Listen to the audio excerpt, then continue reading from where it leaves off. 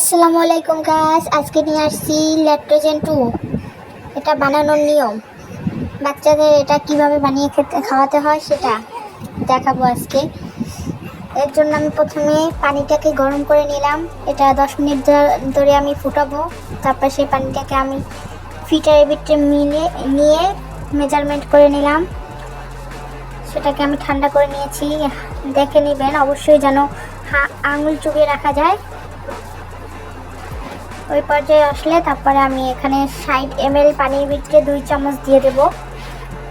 অবশ্যই চামচটা Lipa Lipa দিবেন, খাড়া খাড়া দিবেন না।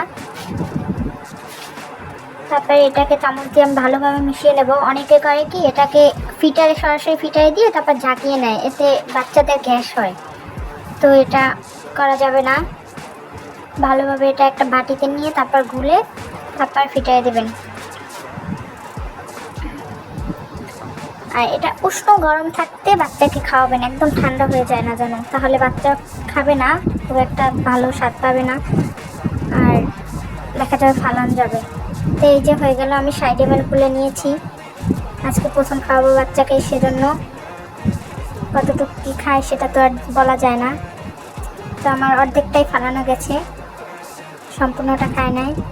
আর ল্যাকটোজেন এই দুধটাকে আমি একটা এয়ারটাইট বক্সে ভরে নেব। এটা আমি প্যাকেটেই রাখবো না, কেননা এটা বাতাস লেগে নষ্ট হয়ে যায়। সো এই তো।